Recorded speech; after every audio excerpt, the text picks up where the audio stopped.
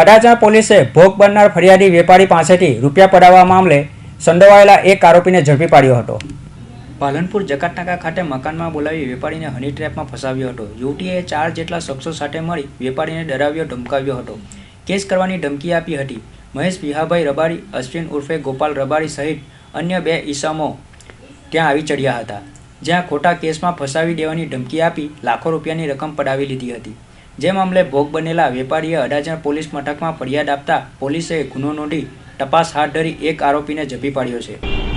Adajan police સ્ટેશનમાં એક હની ટ્રેપનો ગુનો દાખલ કરવામાં આવ્યો છે, જેની અંદર આ કામના જે આરોપીઓ છે એ લોકોએ અગાઉ પ્લાન કર્યો એ મુજબ પાલનપુર જકાતનાકા બાજુ રૂમ પણ ભાડે રાખેલું હતું અને આ કામને જે ભોગ બનનાર છે એને વિશ્વાસમાં લઈ અને એને ત્યાં રૂમમાં લઈ ગયા અને રૂમ અંદરથી પેલા જે બેન હતા એને બંધ કરી દીધું અને પછી અચાનક 2-3 જણા અંદર જતા રહ્યા ખાનગી કપડાં। હવે અડાજણ પોલીસ સ્ટેશનમાંથી પોલીસવાળા છીએ અને અમે તમે આવા ધંધા કરો છો, તમે છોકરીને આવી રીતના કરો એમ કરી અને એના સાથે જ આ કરી અને તમને જેલમાં જવું પડશે, આમ કરશે એને મારવાની બી એમને કોશિશ કરી।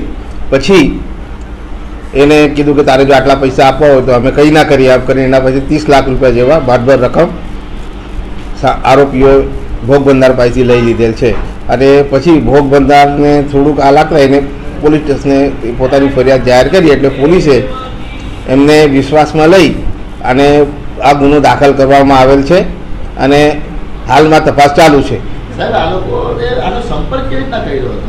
એમાં આ કામે જે આરોપી છે એને અને ભોગ બનનાર આ બંને પાનના ગલ્લા ઉપર ભેગા થયેલા।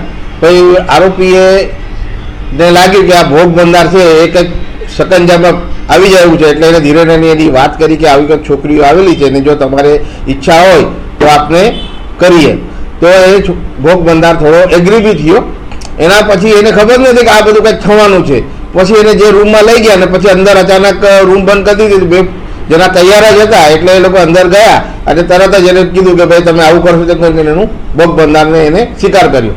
કેટલા આરોપી છે? કુલ 6 આરોપી છે, એમાં 5 જેન્ટ્સ છે અને 1 લેડીઝ છે અને એની તપાસ ચાલુ છે। અત્યારે તપાસ ચાલુ છે।